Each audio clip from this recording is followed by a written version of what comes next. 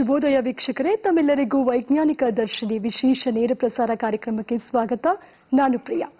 ಈ ಕಾರ್ಯಕ್ರಮ ನಿಜವಾಗ್ಲೂ ವಿಶೇಷ ಹಾಗೂ ವಿಭಿನ್ನತೆಯಿಂದ ಕೂಡಿರುತ್ತೆ ಅಂತ ಹೇಳೋದಕ್ಕೆ ಇಷ್ಟಪಡ್ತೇನೆ.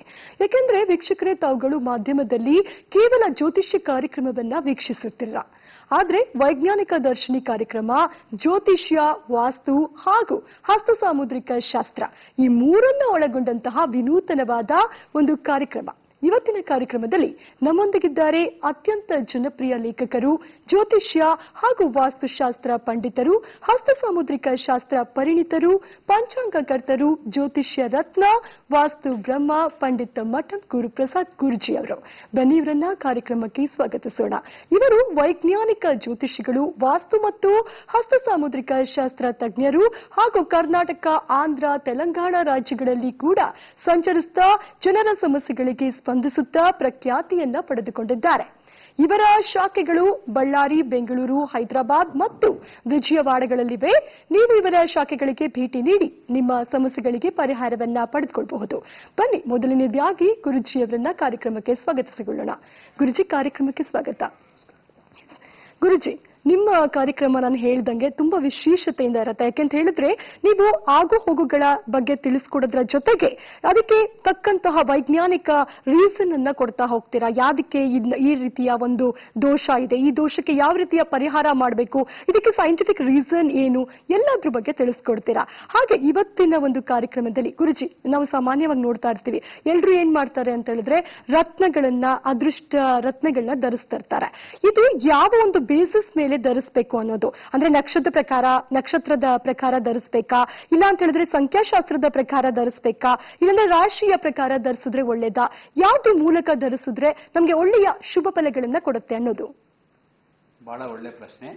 ನಾವು ಈ ಕಾರ್ಯಕ್ರಮದಲ್ಲಿ ಈಗ ಅದೃಷ್ಟ ರತ್ನಗಳು ಜ್ಯೋತಿಷ್ಶಾಸ್ತ್ರದ ಪ್ರಕಾರ ಅದು ವೈಜ್ಞಾನಿಕವಾಗಿ ಅದೃಷ್ಟ ರತ್ನಗಳನ್ನು ಹೇಗೆ ಧರಿಸಬೇಕು ಎಂದು ತಿಳಿದುಕೊಳ್ಳೋಣ. ನಾವು ಒಂದು ಅದೃಷ್ಟ ರತ್ನವನ್ನು ಧರಿಸುವ ಮುಂಚೆ ಜಾತಕ ಚಕ್ರವನ್ನು, ಅದೇ ವಿಧವಾಗಿ ಒಂದು ವೇಳೆ ಜಾತಕವಿಲ್ಲದಿದ್ದರೆ ಅಂತ ಅವರು ಹಸ್ತವನ್ನು ಚೆನ್ನಾಗಿ ಪರಿಶೀಲನೆ ಮಾಡಬೇಕು. ಪ್ರತಿಯೊಬ್ಬರ ಜಾತಕ ಚಕ್ರದಲ್ಲಿ ಒಬ್ಬ ಯೋಗಕಾರಕನು ಇರುತ್ತಾನೆ. ಅದು ಯೋಗಕಾರಕನೆಂದರೆ ಏನಂದ್ರೆ 4, 7, 10 ಇದನ್ನು ಜಾತಕ ಚಕ್ರದಲ್ಲಿ ಲಗ್ನದಿಂದ 4, 7, 10 ಅನ್ನು ಇದನ್ನು ಕೇಂದ್ರ ಸ್ಥಾನಗಳು ಎಂದು ಕರೆಯುತ್ತಾರೆ. ಅದೇ ವಿಧವಾಗಿ 1, 5, 9 ಅನ್ನು ತ್ರಿಕೋಣ ಸ್ಥಾನಗಳೆಂದು ಕರೆಯುತ್ತಾರೆ. ಅದರಿಂದ ಈ ಪ್ರತಿಯೊಬ್ಬರ ಜಾತಕ ಚಕ್ರದಲ್ಲಿ ಒಂದು ಗ್ರಹಕ್ಕೆ, 9 ಗ್ರಹಗಳಲ್ಲಿ ಒಂದು ಗ್ರಹಕ್ಕೆ ಮಾತ್ರ ಒಂದು ಕೇಂದ್ರಾಧಿಪತ್ಯ, ಒಂದು ಕೋಣಾಧಿಪತ್ಯ ಬಂದಿರುತ್ತದೆ. ಅದೇ ಏದಂದ್ರೆ ನೋಡು, ಮುಖ್ಯವಾಗಿ ನಾವು ಒಬ್ಬ ಮುಖ್ಯಮಂತ್ರಿ ಇರ್ತಾರೆ, ಇಬ್ಬರು ಮುಖ್ಯಮಂತ್ರಿ ಇರೋದಿಲ್ಲ. ಉಪಮುಖ್ಯಮಂತ್ರಿ ಇರಬಹುದು, ಆದ್ರೆ ಮುಖ್ಯಮಂತ್ರಿ ಮಾತ್ರ ಒಬ್ಬರೇ ಇರ್ತಾರೆ. ಅದೇ ವಿಧವಾಗಿ ಒಬ್ಬ ಕಾಲೇಜ್ ಪ್ರಿನ್ಸಿಪಾಲ್ ಒಬ್ಬರೇ ಇರ್ತಾರೆ, ಇಬ್ಬರು ಪ್ರಿನ್ಸಿಪಾಲ್ ಇರಲ್ಲ. ಅದೇ ಮತ್ತೆ ವೈಸ್ ಪ್ರಿನ್ಸಿಪಾಲ್ ಇರ್ತಾರೆ. ಅದೇ ವಿಧವಾಗಿ ಒಬ್ಬ ಬ್ಯಾಂಕಿಗೆ ಒಬ್ಬ ಮ್ಯಾನೇಜರ್ ಇರ್ತಾನೆ, ಇಬ್ಬರು ಮ್ಯಾನೇಜರ್ ಇರಲ್ಲ. ಅದೇ ವಿಧ ಅಸಿಸ್ಟೆಂಟ್ ಮ್ಯಾನೇಜರ್ ಇರ್ತಾನೆ. ಅದೇ ವಿಧವಾಗಿ ಅದೇ ಜಾತಕ ಚಕ್ರದಲ್ಲಿ ಒಬ್ಬ ಜಾತಕ ಚಕ್ರದಲ್ಲಿ ಒಂದು ಗ್ರಹಕ್ಕೆ ಮಾತ್ರ ಒಂದು ಕೇಂದ್ರಾಧಿಪತ್ಯ, ಒಂದು ಕೋಣಾಧಿಪತ್ಯ. ಉದಾಹರಣೆಗೆ ಕುಂಭಲಗ್ನವನ್ನು ತೆಗೆದುಕೊಳ್ಳಿ. ಕುಂಭಲಗ್ನಕ್ಕೆ ಶುಕ್ರನಿಗೆ ಚತುರ್ಥಾಧಿಪತಿ ಮತ್ತು ನವಮಾಧಿಪತಿ ಆಗ್ತಾನೆ. ಅಂದ್ರೆ ಚತುರ್ಥ ಕೇಂದ್ರ ಸ್ಥಾನ, ನವಮಾಧಿಪತ್ಯ ಬರುತ್ತೆ. ಆದ್ರಿಂದ ಈ ಕುಂಭಲಗ್ನದವರಿಗೆ ಶುಕ್ರನು ಮುಖ್ಯವಾಗಿ ಒಬ್ಬ ಕೇಂದ್ರಾಧಿಪತ್ಯ, ಕೋಣಾಧಿಪತ್ಯ ಬಂದಿರುತ್ತದೆ. ಅದೇ ವಿಧವಾಗಿ ಮಕರ ಲಗ್ನಕ್ಕೆ ತಗೊಳ್ರಿ. ಮಕರ ಲಗ್ನಕ್ಕೆ ಶುಕ್ರನು ಪಂಚಮಾಧಿಪತಿ, ದಶಮಾಧಿಪತಿ ಆಗ್ತಾನೆ. ಪಂಚಮ ಅಂದ್ರೆ ತ್ರಿಕೋಣ ಸ್ಥಾನ, ದಶಮ ಸ್ಥಾನ ಅಂದ್ರೆ ಕೇಂದ್ರ ಸ್ಥಾನ. ಅದೇ ವಿಧವಾಗಿ ಈ ಮಿಥುನ ಲಗ್ನಕ್ಕೆ ಲಗ್ನಾಧಿಪತಿ ಮತ್ತು ಚತುರ್ಥಾಧಿಪತಿ. ಲಗ್ನ ಅಂದ್ರೆ ತ್ರಿಕೋಣ, ಚತುರ್ಥ ಕೇಂದ್ರ ಸ್ಥಾನ ಈ ಮಿಥುನ ಲಗ್ನಕ್ಕೆ. ಅದೇ ವಿಧವಾಗಿ ಮೀನ ಲಗ್ನಕ್ಕೆ ಲಗ್ನಾಧಿಪತಿ ಮತ್ತು ದಶಮಾಧಿಪತಿ ಗುರು ಆಗ್ತಾನೆ. ಆ ವಿಧವಾಗಿ ಜಾತಕ ಚಕ್ರದಲ್ಲಿ ಯೋಗಕಾರಕನನ್ನು ಹಸ್ತದಲ್ಲಾಗಲಿ ಜಾತಕ ಚಕ್ರದಲ್ಲಾಗಲಿ ಮುಖ್ಯವಾಗಿ ಯೋಗಕಾರಕನನ್ನು ನಾವು ಗುರುತಿಸಬೇಕು. ತದನಂತರ ಆ ಗ್ರಹವು 6, 8, 12 ಅಂತ ರತ್ನವನ್ನು ಧರಿಸುವುದರಿಂದ ಒಳ್ಳೆ ಶುಭ ಫಲಗಳನ್ನು ನೀಡುತ್ತದೆ. ಅದೇ ವಿಧವಾಗಿ ಪ್ರತ್ಯೇಕವಾಗಿ ಒಂದು ಅರಳು ಧರಿಸಬೇಕೆಂದರೆ ಆ ಗ್ರಹವು 6, 8, 12 ಇರಬಾರದು. ಅದೇ ವಿಧವಾಗಿ 6-8 ಸಂಬಂಧವೂ ಕೂಡ ಇರಬಾರದು. ಇವಾಗ ಬಹಳ ಜನ ಈ 2-3 ರತ್ನಗಳು ಸೇರಿಸಿ ಧರಿಸಿರ್ತಾರೆ. ಲಗ್ನಾಧಿಪತಿ, ಪಂಚಮಾಧಿಪತಿ, ನವಮಾಧಿಪತಿ ಎಂದು. ಈ ವಿಧವಾಗಿ ನೋಡ್ರಿ, ಕುಂಭ ಲಗ್ನಕ್ಕೆ ಲಗ್ನಾಧಿಪತಿ ವ್ಯಯಾಧಿಪತಿ ಇದು ಶನಿ ಆಗ್ತಾನೆ. ಅದರಿಂದ ಅದೇ ವಿಧವಾಗಿ ಈ ಮೇಷ ಲಗ್ನಕ್ಕೆ ಲಗ್ನಾಧಿಪತಿ, ಅಷ್ಟಮಾಧಿಪತಿ ಕುಜನಾಗ್ತಾನೆ. ಈ ವಿಧಂಗ ಷಷ್ಟಾಷ್ಟಕ ವ್ಯಯಗಳು ಬರಬಾರದು. ಏದೋ ಒಂದು ರತ್ನ ಧರಿಸುವ ಮುಂಚೆ ಅದಕ್ಕೆ ಆ ಗ್ರಹವು 6, 8, 12 ಇರಬಾರದು ಮತ್ತು 6, 8 ಸಂಬಂಧವೂ ಕೂಡ ಇರಬಾರದು. ಅದೇ ವಿಧವಾಗಿ ಕೇಂದ್ರ ಸ್ಥಾನದಲ್ಲಿರಬೇಕು. ಅದೇ ವಿಧವಾಗಿ ಯೋಗಕಾರಕವನ್ನು ಗುರುತಿಸಿ ಆ ರತ್ನವನ್ನು ಧರಿಸಬೇಕು. ಬಹಳ ಮಂದಿ ಈ ನಕ್ಷತ್ರಾನುಸಾರವಾಗಿ ಅಶಾಸ್ತ್ರೀಯವಾಗಿ ಧರಿಸುತ್ತಾರೆ. ಈಗ ಅಶ್ವಿನಿ ನಕ್ಷತ್ರದಲ್ಲಿ ಹುಟ್ಟಿದ್ರೆ ಅಶ್ವಿನಿ ನಕ್ಷತ್ರಾಧಿಪತಿ ಕೇತು ಅಂತ ವೈಡೂರ್ಯವನ್ನು ಧರಿಸೋದು. ಕೃತಿಕಾ ನಕ್ಷತ್ರದಲ್ಲಿ ಕೃತಿಕಾ ನಕ್ಷತ್ರಾಧಿಪತಿ ಅಂತೇಳಿ ಕೆಂಪು ಧರಿಸುವುದು. ರೋಹಿಣಿ ನಕ್ಷತ್ರದಲ್ಲಿ ಜನ್ಮಿಸಿದ್ರೆ ರೋಹಿಣಿ ನಕ್ಷತ್ರಾಧಿಪತಿ ಚಂದ್ರನಂತ ಮುತ್ತು ಧರಿಸುವುದು. ಅದೇ ವಿಧವಾಗಿ ಮೃಗಶಿರ ನಕ್ಷತ್ರದಲ್ಲಿ ಹುಟ್ಟಿದ್ರೆ ಮೃಗಶಿರ ನಕ್ಷತ್ರಾಧಿಪತಿ ಕುಜನ ಎಂದು ಹವಳು ಧರಿಸುವುದು.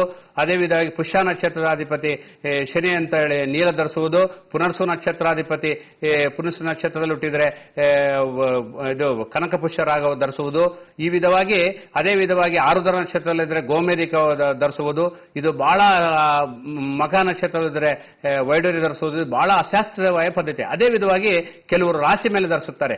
ಈಗ ಕುಂಭ ರಾಶಿಯಲ್ಲಿ ಜನ್ಮಿಸಿದ್ದರೆ ನೀಲ ಧರಿಸುವುದು, ಮೇಷರಾಶಿಯಲ್ಲಿ ಅಂದ್ರೆ ಹವಳು ಧರಿಸುವುದು, ವೃಷಭ ರಾಶಿಯಲ್ಲಿ ಅಂದ್ರೆ ವಜ್ರ ಧರಿಸುವುದು, ಮಿಥುನದಲ್ಲಿ ಹುಟ್ಟಿದ್ರೆ ಇದು ಪಚ್ಚೆಯನ್ನು ಧರಿಸುವುದು. ಇದು ಕೂಡ ಬಹಳ ಅಶಾಸ್ತ್ರೀಯವಾದ. ಅದೇ ವಿಧವಾಗಿ ಈ ಸಂಖ್ಯಾಶಾಸ್ತ್ರ ಆದ್ಮೇಲೆ 1ನೇ ತಾರೀಕು 10ನೇ ತಾರೀಕು ಈಗ 19ನೇ ತಾರೀಕು ಅಂದ್ರೆ 1 ಸಂಖ್ಯೆ ಅಂತೇಳಿ ಕೆಂಪು ಧರಿಸುವುದು.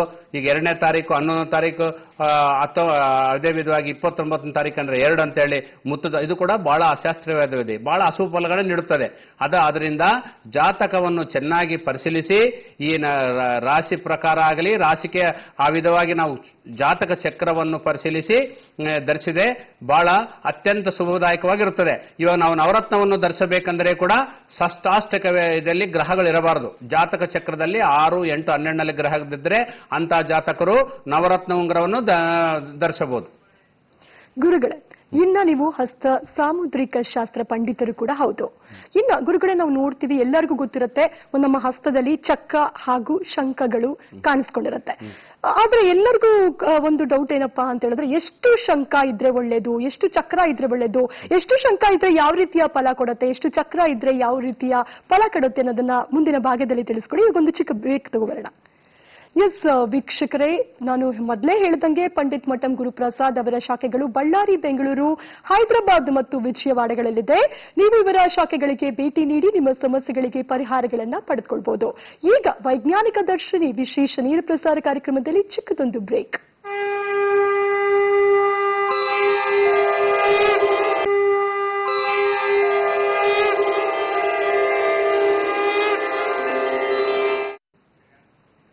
ವಿರಾಮದ ಬಳಿಕ ಮತ್ತೆ ವೈಜ್ಞಾನಿಕ ದರ್ಶಿನಿ ವಿಶೇಷ ನೇರ ಪ್ರಸಾರ ಕಾರ್ಯಕ್ರಮಕ್ಕೆ ಸ್ವಾಗತ.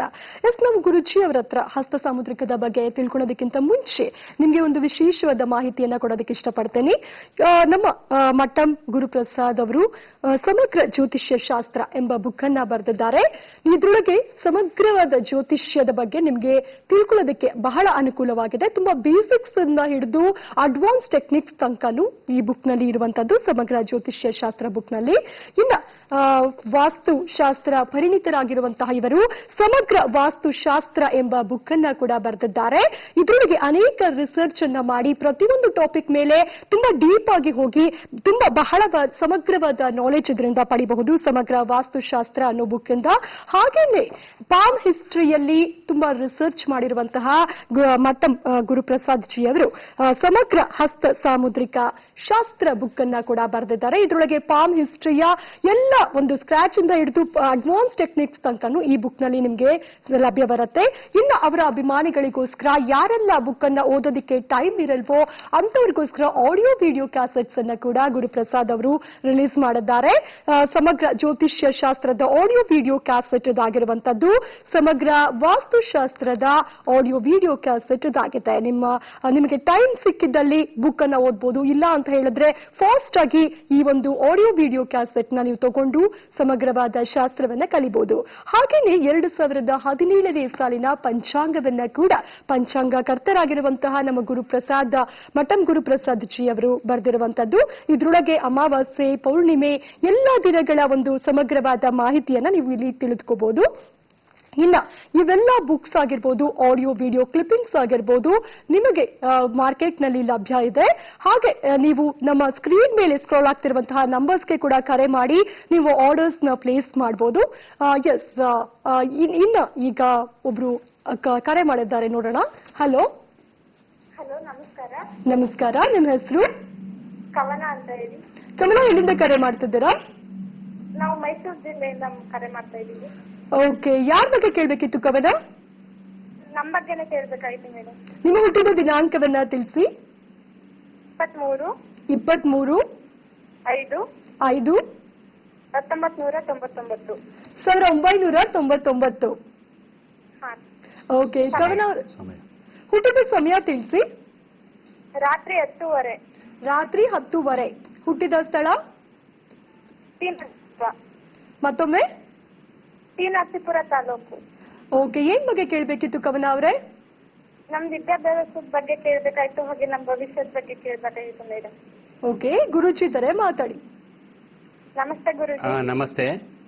23/5/99 99. ಹಾ, ಹೌದು ಗುರುಜಿ. 10:30 ರಾತ್ರಿ, ಭಾನುವಾರ. ಹಾ, ಹೌದು ಗುರುಜಿ. ಹೌದಾ? ಪೂರ್ವ ಫಲ್ಗುಣಿ ನಕ್ಷತ್ರ, 4ನೇ ಚರಣ, ಸಿಂಹ ರಾಶಿ, ಮಕರ ಲಗ್ನಲ್ಲಿ ಹುಟ್ಟಿದಿರಿ. ಹಾ. ವಿದ್ಯಾಭ್ಯಾಸದ ಬಗ್ಗೆ ಕೇಳ್ತಿದ್ದೀರಲ್ಲ? ಹಾ, ಹೌದು ಗುರುಜಿ. ಹೌದಾ? ಏನ್ ಓದ್ತಿದ್ದೀರಿ ಈಗ? ಡಿಪ್ಲೊಮಾ ಓದ್ತಾ ಇದ್ದೀನಿ ಗುರುಜಿ. ಹೌದಾ? ಡಿಪ್ಲೊಮಾದಲ್ಲಿ ಏನ್ ತಗೊಂಡಿದ್ದೀರಿ? ಕಂಪ್ಯೂಟರ್ ಸೈನ್ಸ್ ಗುರುಜಿ, ಫೈನಲ್ ಇಯರ್. ಹೌದಾ? ಹಾ ಗುರುಜಿ. ಮಧ್ಯದಲ್ಲಿ ಏನಾದ್ರು ಡಿಪ್ಲೊಮಾದಲ್ಲಿ ಎಲ್ಲ ಏನಾದ್ರು ಸ್ವಲ್ಪ ಆತಂಕ ಬಂದಿತ್ತಾ ಈ ವಿದ್ಯಾಭ್ಯಾಸದಲ್ಲಿ? ಹೌದು ಗುರುಜಿ, 2 ವರ್ಷ 10ನೇ ಕ್ಲಾಸ್ ಅಲ್ಲಿ ಚೆನ್ನಾಗೇ ಓದ್ದೆ ಗುರುಜಿ. ಹಾ. ಆದ್ರೆ 2 ವರ್ಷ ಮನೇಲಿ ತುಂಬಾ ಪ್ರಾಬ್ಲಮ್ ಆಯ್ತು, ಅಮ್ಮಂಗೆ ಆರೋಗ್ಯದಲ್ಲಿ ತೊಂದರೆ ಆಯ್ತು ಗುರುಜಿ. ಹೌದಾ? ಅದೇ ಖಂಡಿತ ಇದೆ. ಯಾಕಂದ್ರೆ ನಿಮ್ಗೆ ನೀವು ಮಕರ ಲಗ್ನದಲ್ಲಿ ಜನ್ಮಿಸಿದ್ರಿ, ಚತುರ್ಥದಲ್ಲಿ ಶನಿ ಇದ್ದಾನೆ. ಯಾರ ಜಾತಕ ಚಕ್ರದಲ್ಲಿ ವಿದ್ಯಾಸ್ಥಾನದಲ್ಲಿ ಚತುರ್ಥ ಸ್ಥಾನದಲ್ಲಿ ಪಾಪಗ್ರಹದ ಕುಜ, ಶನಿ, ರಾಹು, ಕೇತು ಇದ್ರೆ ಅಂತ ಸ್ವಲ್ಪ ಆಟಂಕಗಳು ಬರ್ತವೆ. ಬಟ್ ಆದ್ರೂ ವಿದ್ಯಾಕಾರಕ ಗುರು ಚೆನ್ನಾಗಿದ್ರಲಿಂದ ನಿಮ್ಗೆ ಆತಂಕ ಬಂದ್ರು ನಿಮ್ದು ಡಿಪ್ಲೊಮಾ ಇವಾಗ ಕಂಪ್ಲೀಟ್ ಆಗಿದಲ್ಲ ಈಗ?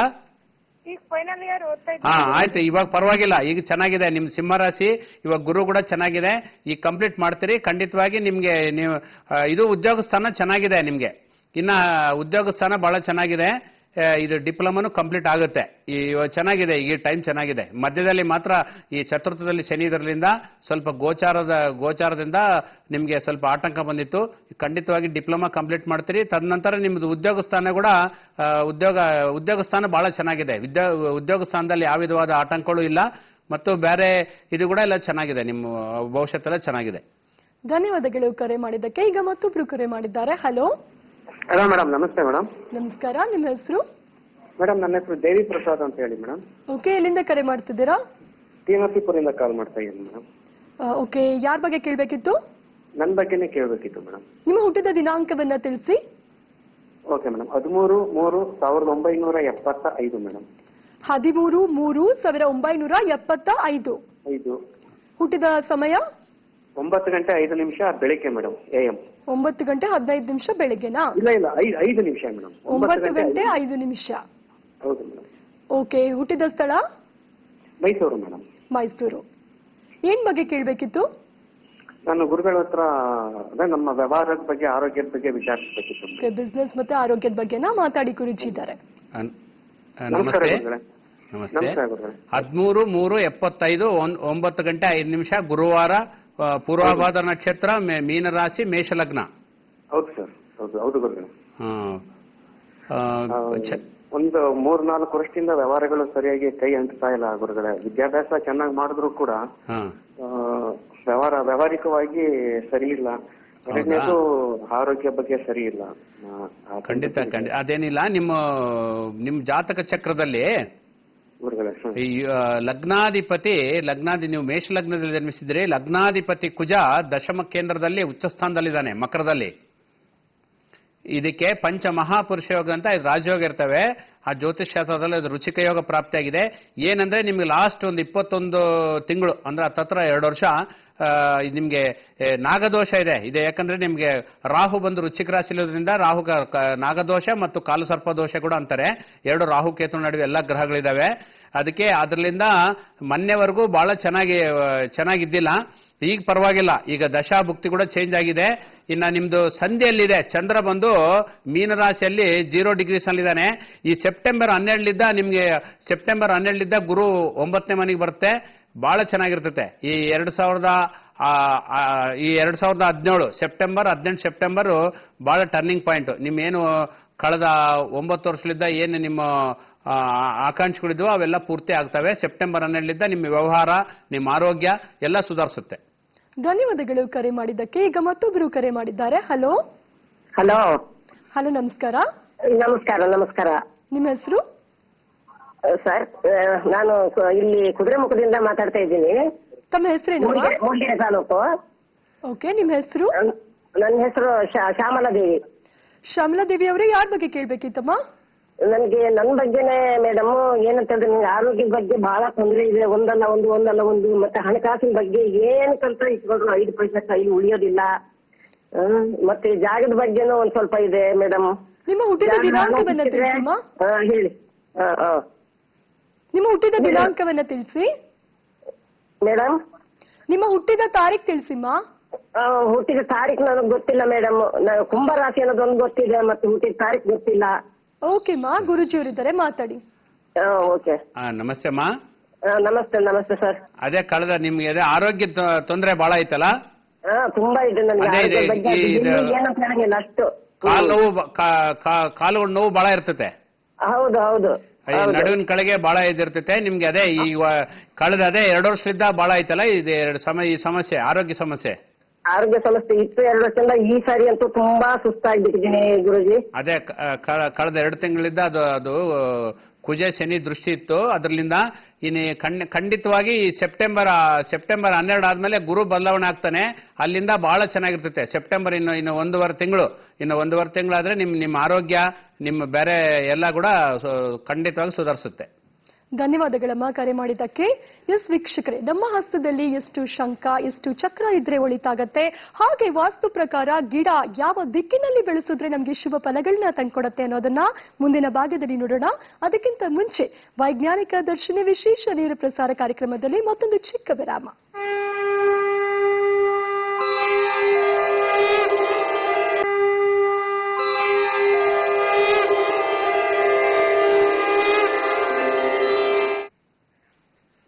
ವಿರಾಮದ ಬಳಿಕ ಮತ್ತೆ ವೈಜ್ಞಾನಿಕ ದರ್ಶಿನಿ ವಿಶೇಷ ನೇರ ಪ್ರಸಾರ ಕಾರ್ಯಕ್ರಮಕ್ಕೆ ಸ್ವಾಗತ.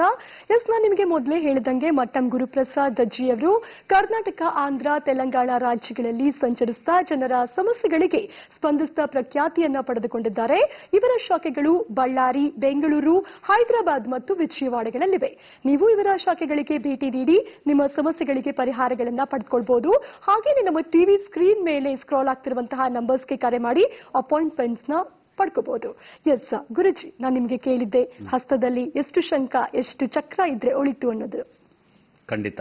ನಾವು ಹಸ್ತ ಸಾಮುದ್ರಿಕ ಶಾಸ್ತ್ರವನ್ನು ಪರಿಶೀಲನೆ ಮಾಡಿ ಫಲಗಳನ್ನು ವಿಶ್ಲೇಷಣೆ ಮಾಡುವಾಗ ಹಸ್ತದಲ್ಲಿ ನವಗ್ರಹ ರೇಖೆಗಳು, ಅದೇ ವಿಧವಾಗಿ ಹಸ್ತದಲ್ಲಿ ನವಗ್ರಹ ಸ್ಥಾನಗಳು ಮತ್ತು ಅದರೊಂದಿಗೆ ಈ ಶಂಕು ಚಕ್ರಗಳನ್ನು ಕೂಡ ನೋಡಿ ಫಲಗಳನ್ನು ವಿಶ್ಲೇಷಣೆ ಮಾಡಬೇಕು. ಅದೇ ವಿಧವಾಗಿ ಇವಾಗ ಹಸ್ತದಲ್ಲಿ ಚಕ್ರಗಳು, ಹಸ್ತದಲ್ಲಿ ಒಂದು ಚಕ್ರವಿದ್ದರೆ, ಹಸ್ತದಲ್ಲಿ ಒಂದೇ ಚಕ್ರವಿದ್ದರೆ ಅವರು ಮಹಾಭೋಗಿ ಅಂತಾರೆ. ಅದೇ ವಿಧವಾಗಿ 2 ಚಕ್ರ ಇದ್ದರೆ ರಾಜ್ಯ ಪೂಜ್ಯತೆ, 3 ಇದ್ರೆ ಧನವಂತನು, 4 ಇದ್ದರೆ 4 ಚಕ್ರಗಳನ್ನು ಹೊಂದಿದ್ದರೆ, 2 ಹಸ್ತದಲ್ಲಿ ಕಲಿತು 4 ಚಕ್ರಗಳನ್ನು ಹೊಂದಿದ್ದರೆ ಅಂತವರು ದರಿದ್ರನಾಗ್ತಾನೆ. ಅದೇ ವಿಧವಾಗಿ 5 ಇದ್ರೆ ಸ್ತ್ರೀಲೋಲನಾಗ್ತಾನೆ, 6 ಇದ್ರೆ ಕಾಮಕನು, 7 ಚಕ್ರಗಳಿದ್ದರೆ ನೀತಿವಂತನು, 8 ಇದ್ದರೆ ದೀರ್ಘರೋಗಿ, ಅದೇ ವಿಧವಾಗಿ 9 ಇದ್ದರೆ ರಾಜನು, 10 ಇದ್ದರೆ ಜ್ಞಾನಿ. ಅದೇ ವಿಧವಾಗಿ ಶಂಖಗಳು ಹಸ್ತದಲ್ಲಿ 2 ಹಸ್ತದಲ್ಲಿ ಕಲಿತು ಶಂಖಗಳು, ಒಂದೇ ಶಂಖವಿದ್ದರೆ ಅವನು ಸುಖವಂತನ ಮತ್ತು 2 ಶಂಖಗಳಿದ್ದರೆ ದರಿದ್ರನು, 3 ಶಂಖಗಳಿದ್ರೆ ದುಷ್ಟನು, 4 ಇದ್ದರೆ ಗುಣವಂತನು ಆಗಿರುತ್ತಾನೆ, 5 ಇದ್ದರೆ ದರಿದ್ರನು, 6 ಇದ್ರೆ ಶಕ್ತಿ ಸಂಪನ್ನನು, ಅದೇ ವಿಧವಾಗಿ 7 ಇದ್ದರೆ ರಾಜನು, 8 ಇದ್ರೆ ಕೀರ್ತಿ, 8 ಶಂಖಗಳನ್ನು ಹೊಂದಿದ್ರೆ ಕೀರ್ತಿಯನ್ನು ಹೊಂದಿರುತ್ತಾನೆ, 9 ಶಂಖಗಳನ್ನು 2 ಹಸ್ತದಲ್ಲಿ ಕಲಿತು 9 ಶಂಖಗಳಿದ್ದರೆ ರಾಜಭೋಗ, ಅದೇ ವಿಧವಾಗಿ 10 ಇದ್ರೆ ಅವನು ಮಹಾರಾಜನು ಆಗ್ತಾನೆ ಅಂತ ಈ ಹಸ್ತ ಸಾಮುದ್ರಿಕ ಶಾಸ್ತ್ರದಲ್ಲಿ ವಿಶ್ಲೇಷಿಸಲಾಗಿದೆ. ಗುರುಜಿ, ಇನ್ನ ಮರ ಬೆಳೆಸಬೇಕು ಅನ್ನೋದು ಪ್ರತಿಯೊಬ್ಬರ ಆಸೆ ಆಗಿರುತ್ತೆ. ಆದ್ರೆ ಮರ ಬೆಳೆಸೋದಕ್ಕೆ ಯಾವ ದಿಕ್ಕು ಒಳ್ಳೇದು ಅನ್ನೋದು ಯಾರಿಗೂ ಗೊತ್ತಾಗಿರಲ್ಲ. ಯಾಕೆಂತ ಹೇಳಿದ್ರೆ ಆ ದಿಕ್ಕಿಂದ ಕೂಡ ನಮ್ಗೆ ಶುಭ ಫಲಗಳು ಅಶುಭ ಫಲಗಳು ಕಾಣಿಸ್ಕೊಳತ್ತೆ. ಹಾಗಾಗಿ ಮತ್ತೆ ಅದೊಂದು ಇದಾಗಿರ್ಬೋದು. ಮತ್ತೆ ಇಲ್ಲ ಅಂತ ಹೇಳಿದ್ರೆ ಕೆಲವ್ರಿಗೆ ಮನೆಯಲ್ಲಿ ಮರಗಳನ್ನ ಬೆಳೆಸೋದಕ್ಕೆ ಆಗಲ್ಲ, ಯಾಕಂದ್ರೆ ಜಾಗ ಇರಲ್ಲ. ಅವ್ರೇನ್ ಮಾಡ್ತಾರೆ, ಬೋನ್ಸಾಯಿ ಗಿಡಗಳನ್ನ ತಂದಿಟ್ಕೊಂತಾರೆ. ಅದು ಯಾವ ದಿಕ್ಕಿನಲ್ಲಿ ಇಟ್ರೆ ಒಳ್ಳೇದು ಅಂತ ಗೊತ್ತಿರಲ್ಲ. ಸೊ ಹೇಳಿ ಗುರುಜಿ ಅವರೇ, ಯಾವ ದಿಕ್ಕಿನಲ್ಲಿ ಬೆಳೆಸಬೇಕು ಅನ್ನೋದು. ಖಂಡಿತ. ನಾವು ವಾಸ್ತು ಪ್ರಕಾರ ಗೃಹದಲ್ಲಿ ಯಾವ ಗಿಡ ಮರಗಳನ್ನು ಯಾವ ದಿಕ್ಕು ಬೆಳೆಸಿದರೆ ಶುಭ ಫಲಗಳು, ಯಾವ ಕಡೆ ಬೆಳೆಸಿದರೆ ಅಶುಭ ಫಲಗಳ ಬಗ್ಗೆ ನಾವು ಈ ಕಾರ್ಯಕ್ರಮದಲ್ಲಿ ತಿಳಿದುಕೊಳ್ಳೋಣ. ಮನೆ ಹೊರಗಡೆ ಪೂರ್ವದ ಕಡೆ ಗಿಡ ಮರಗಳನ್ನು ಬೆಳೆಸಿದರೆ ಗಂಡಸರ ಆರೋಗ್ಯದ ಮೇಲೆ, ಕುಟುಂಬದ ಎಲ್ಲರ ವಿಜಯಗಳ ಮೇಲೆ ಕೆಟ್ಟ ಪ್ರಭಾವ ಬೀಳುತ್ತದೆ. ಅದರಿಂದ ಗೃಹಕ್ಕೆ ಮನೆ ಹೊರಗಡೆ ಪೂರ್ವ ದಿಕ್ಕಿನಲ್ಲಿ ಗಿಡ ಮರಗಳನ್ನು ಬೆಳೆಸಬಾರದು. ಮನೆ ಹೊರಗಡೆ ಉತ್ತರ ದಿಕ್ಕಿನಲ್ಲಿ ಗಿಡ ಮರಗಳು ಬೆಳೆಸಿದರೆ ಸಿರಿ ಸಂಪತ್ತು ಹಾಗೂ ಸ್ತ್ರೀಯರ ಮೇಲೆ ಕೆಟ್ಟ ಪರಿಣಾಮ ಬೀಳುತ್ತದೆ. ಆದ್ದರಿಂದ ಗೃಹಕ್ಕೆ ಉತ್ತರದಲ್ಲಿ ಕೂಡ ನಾವು ಗಿಡ ಮರಗಳನ್ನು ಬೆಳೆಸಬಾರದು. ಅದೇ ವಿಧವಾಗಿ ಮನೆಗೆ ಈಶಾನ್ಯ ದಿಕ್ಕಿನಲ್ಲಿ, ಗೃಹಕ್ಕೆ ಈಶಾನ್ಯ ದಿಕ್ಕಿನಲ್ಲಿ ಗಿಡ ಮರಗಳನ್ನು ಬೆಳೆಸಿ ಸಕಲ ಅರಿಷ್ಟ ಸಂತಾನ ನಷ್ಟಗಳು ಉಂಟಾಗುತ್ತೆ. ಅದರಿಂದ ಗೃಹಕ್ಕೆ ಈಶಾನ್ಯದಲ್ಲಿ ಕೂಡ ಗಿಡ ಮರಗಳನ್ನು ಬೆಳೆಸಬಾರದು. ಇನ್ನ ಆಗ್ನೇಯದಲ್ಲಿ ದೊಡ್ಡ ಗಿಡಗಳನ್ನು ಬೆಳೆಸಿದರೆ ಸ್ತ್ರೀಯರ ಆರೋಗ್ಯದ ಮೇಲೆ ಕೆಟ್ಟ ಪ್ರಭಾವ ಬೀಳುತ್ತದೆ. ಅಧಿಕ ಖರ್ಚು, ಚೋರಾಗ್ನಿ ಭಯ ಎಲ್ಲಗಳು ಇರುತ್ತವೆ. ಅದರಿಂದ ಆಗ್ನೇಯದಲ್ಲಿ ಕೂಡ, ಗೃಹಕ್ಕೆ ಪೂರ್ವ ಆಗ್ನೇಯದಲ್ಲಿ ಕೂಡ ಗಿಡ ಮರಗಳನ್ನು ಬೆಳೆಸಬಾರದು. ಇನ್ನ ವಾಯುದಲ್ಲಿ ಗಿಡ ಮರಗಳು ಬೆಳೆಸಿದರೆ ಮಾನಸಿಕ ಆಂದೋಲನೆ, ಬಿಪಿ, ರಕ್ತದ ಒತ್ತಡ ಇಂಥ ಕಾಲ. ಅದರಿಂದ ಗೃಹಕ್ಕೆ ಉತ್ತರ ವಾಯುದಲ್ಲಿ ಗಿಡ ಮರಗಳನ್ನು ಬೆಳೆಸಬಾರದು. ಇನ್ನು ನಾವು ಗಿಡ ಮರಗಳು ಯಾವ ಕಡೆ ಬೆಳೆಸಿದರೆ ಶುಭ ಫಲಗಳು ಅಂತಂದ್ರೆ, ಮನೆ ಹೊರಗಡೆ ಪಶ್ಚಿಮ ದಿಕ್ಕಿನಲ್ಲಿ, ಗೃಹಕ್ಕೆ ಪಶ್ಚಿಮ ದಿಕ್ಕಿನಲ್ಲಿ ಗಿಡ ಮರಗಳನ್ನು ಬೆಳೆಸಿದರೆ ಒಳ್ಳೆಯ ಬಲದೊಂದಿಗೆ, ವಾಸ್ತು ಬಲದೊಂದಿಗೆ ಮನೆಯಲ್ಲಿ ಗಂಡು ಮಕ್ಕಳ ಉನ್ನತಿ, ಮನೆಯಲ್ಲಿ ಎಲ್ಲರಿಗೂ ಕಾರ್ಯ ಸಾಧನೆ ಆಗುತ್ತದೆ. ಅದರಿಂದ ಗೃಹಕ್ಕೆ ಪಶ್ಚಿಮ ದಿಕ್ಕಿನಲ್ಲಿ ಗಿಡ ಮರಗಳನ್ನು ಬೆಳೆಸಿದರೆ ಬಹಳ ವಾಸ್ತು ಪ್ರಕಾರ ಬಹಳ ಉನ್ನತಿಯನ್ನು, ಆ ಗೃಹದಕ್ಕೆ ಒಳ್ಳೆ ಉನ್ನತಿ ಇರುತ್ತದೆ. ಅದೇ ವಿಧವಾಗಿ ಮನೆ ಹೊರಗಡೆ ದಕ್ಷಿಣ ಖಾಲಿ ಸ್ಥಳ ಇದ್ದರೆ ಗಿಡ ಮರಗಳನ್ನು ಬೆಳೆಸಿದರೆ ಮನೆಯಲ್ಲಿ ಸ್ತ್ರೀಯರ ಮೇಲೆ ಒಳ್ಳೆ ಪ್ರಭಾವ ಬೀರಿದು ಸಿರಿ ಸಂಪತ್ತು ಮತ್ತು ಕೀರ್ತಿ ಪ್ರತಿಷ್ಠೆ ಹೆಚ್ಚುತ್ತದೆ. ಆದ ಕಾರಣ ಗೃಹಕ್ಕೆ ಪಶ್ಚಿಮದಲ್ಲಿ, ದಕ್ಷಿಣದಲ್ಲಿ ಗಿಡ ಮರಗಳನ್ನು ಬೆಳೆಸಬೇಕು. ಅದೇ ವಿಧ ಮನೆ ಹೊರಗಡೆ ನೈಋತ್ಯದಲ್ಲಿ ಗಿಡ ಮರಗಳನ್ನು ಬೆಳೆಸಿದರೆ ಮನೆಯಲ್ಲಿ ವಾಸಿಸುವ ಎಲ್ಲರ ಜಾತಕದಲ್ಲಿ ದೋಷಗಳು ಕಡಿಮೆಯಾಗಿ ಒಳ್ಳೆ ಸುಫಲಗಳನ್ನು ನೀಡುತ್ತದೆ. ಆದ್ದರಿಂದ ಗೃಹಕ್ಕೆ ಪಶ್ಚಿಮ, ದಕ್ಷಿಣ, ನೈಋತ್ಯದಲ್ಲಿ ಗಿಡ ಮರಗಳನ್ನು ಬೆಳೆಸಬೇಕು. ಅದೇ ವಿಧವಾಗಿ ಗೃಹಕ್ಕೆ ಉತ್ತರ, ಪೂರ್ವ, ಈಶಾನ್ಯದಲ್ಲಿ ಗಿಡ ಮರಗಳನ್ನು ಬೆಳೆಸಬಾರದು. ಎಸ್ ಗುರುಜಿ, ಇವತ್ತಿನ ಒಂದು ಸಂಚಿಕೆಯಲ್ಲಿ ಅನೇಕ ವಿಚಾರಗಳ ಬಗ್ಗೆ ಸಮಗ್ರವಾದ ಮಾಹಿತಿಯನ್ನು ತಿಳಿಸಿಕೊಟ್ಟಿದ್ದಕ್ಕೆ ಧನ್ಯವಾದಗಳು. ಎಸ್ ವೀಕ್ಷಕರೇ, ಪ್ರತಿಯೊಬ್ಬರಿಗೂ ಇವತ್ತು ಗುರು ಪೌರ್ಣಿಮೆಯ ವಿಶೇಷವಾದ ಹಾರ್ದಿಕ ಶುಭಾಶಯಗಳನ್ನ ಹೇಳ್ತಾ ಇದ್ದಾನೆ. ಹಾಗೆಯೇ ನಮ್ಮ ಗುರುಜಿಯವ್ರನ್ನ ನೀವು ಭೇಟಿಯಾಗಬೇಕು ಅಂತ ಹೇಳಿದ್ರೆ ಈ ಕಾರ್ಯಕ್ರಮದ ಕೊನೆಯಲ್ಲಿ ನಿಮಗೆ ಒಂದು ಅಡ್ರೆಸ್ ಪ್ಲೇಟ್ ಡಿಸ್ಪ್ಲೇ ಆಗುತ್ತೆ, ನೀವು ಗುರುಜಿಯವ್ರನ್ನ ಭೇಟಿ ಮಾಡಬಹುದು. ಇದಾಗಿತ್ತು ಇವತ್ತಿನ ವಿಶೇಷವಾದ ವೈಜ್ಞಾನಿಕ ದರ್ಶಿನಿ ಕಾರ್ಯಕ್ರಮ. ನಮಸ್ಕಾರ.